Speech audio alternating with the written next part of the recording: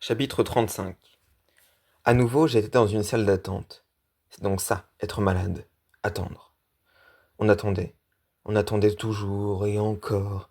Dans ces salles, la valse était identique. On se scrutait les uns et les autres, puis on finissait par baisser la tête sur les journaux périmés.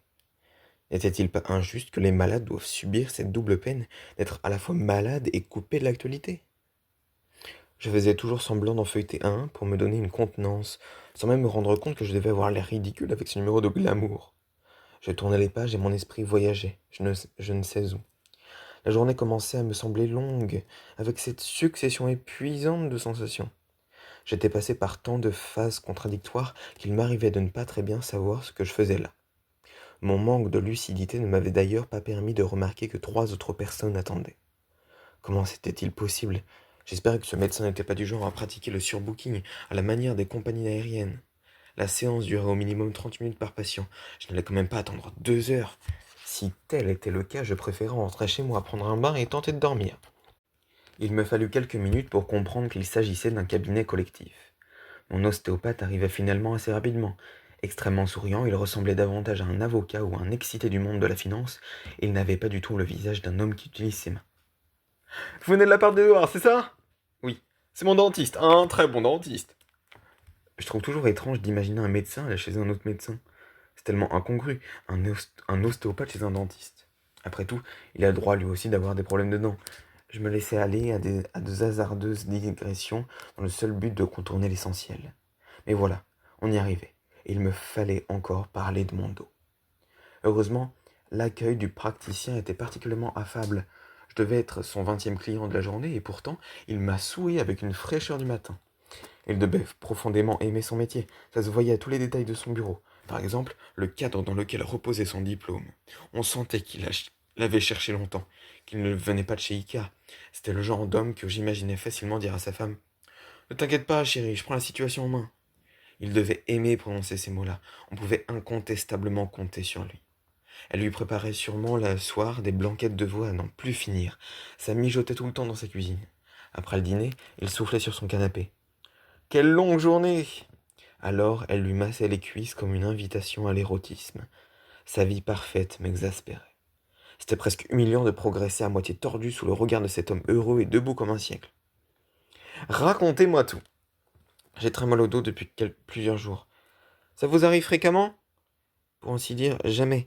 En tout cas, une douleur d'une telle intensité, c'est la première fois. Vous avez subi un choc ou quelque chose de particulier? Non, rien, ça m'est arrivé dimanche. J'ai fait des radios, une IRM, mais ça n'a rien donné. Vous avez passé une IRM? Oui. Et alors? Tout semble aller. Vous êtes d'un naturel anxieux? Pas spécialement. Vous trouvez bizarre qu'on m'ait prescrit une IRM? Non, pas du tout, conclut-il avec un regard un peu étrange. Il me demanda de me mettre en caleçon. C'était la 2e fois de la journée que je me déshabillais, et encore face à un homme. Ça devenait sinistre. J'ai avancé vers la table de travail sans éprouver la moindre douleur. Encore une fois, le contexte de la consultation faisait disparaître tout symptôme, mais au moment même où il m'a touché, j'ai poussé un soupir. C'est ici que vous avez mal? Oui, effectivement, vous devez réellement souffrir. Vous le sentez? Oui, et ici, vous n'avez pas mal? Non, ça va, c'est vraiment la zone que vous avez touchée. C'est assez étonnant. Quoi? Non, rien.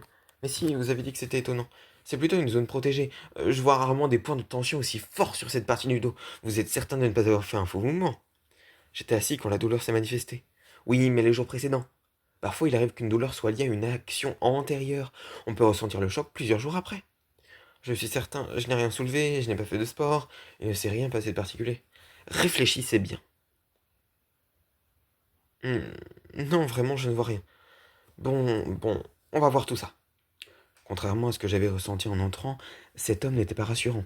Un peu comme le radiologue, on aurait dit qu'il cherchait à me cacher quelque chose. Est-ce que je devenais paranoïaque? Non, je sentais bien qu'il avait repéré quelque chose d'étrange. Les résultats de l'IRM ne signifiaient pas forcément que plus rien n'allait m'arriver. Le mal qui me rongeait ne pouvait pas avoir une logique bénigne. L'ostéopathe dont j'avais mesuré l'affabilité et la capacité à créer une dynamique sympathique, basée sur le dialogue, ne disait plus rien.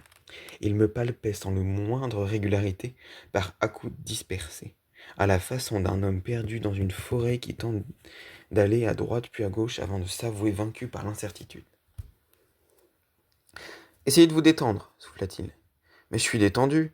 Non, vous êtes crispé, très crispé. Ça doit être mon état naturel, dis-je pour le faire sourire, mais comme il était dans mon dos, je ne pus observer sa réaction. Il m'a demandé de m'installer sur le côté gauche, puis sur le dos, avant de revenir sur le ventre. Je m'exécutais docilement. J'ai mis un peu de temps avant d'admettre que, malgré toutes ces manipulations prometteuses, la douleur était loin de s'estomper. Et même, elle progressait. Je tentais de prendre sur moi, de ne rien laisser transparaître, je cherchais encore à être un patient exemplaire, un peu comme s'il existait une rivalité entre les malades et qu'il fallait prouver qu'on est le meilleur pour affronter les difficultés. Il y a tant de situations dans la vie où nous agissons comme des écoliers en quête de bons points, mais là, ce n'était plus possible. Je ne pouvais plus faire semblant. La séance tourne à la torture. Subitement, j'ai poussé un cri. Ça ne va pas? Non, ça ne va pas, j'ai terriblement mal. C'est tout à fait normal, quand on manipule une zone sensible, on la réveille, balbutia-t-il. Ça pouvait être vrai.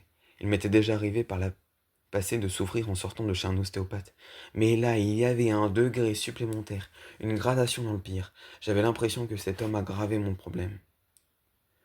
Je préfère qu'on arrête la séance, ai-je déclaré, descendant de la table sans même attendre sa réponse. Vous êtes sûr? Oui, ça fait très mal.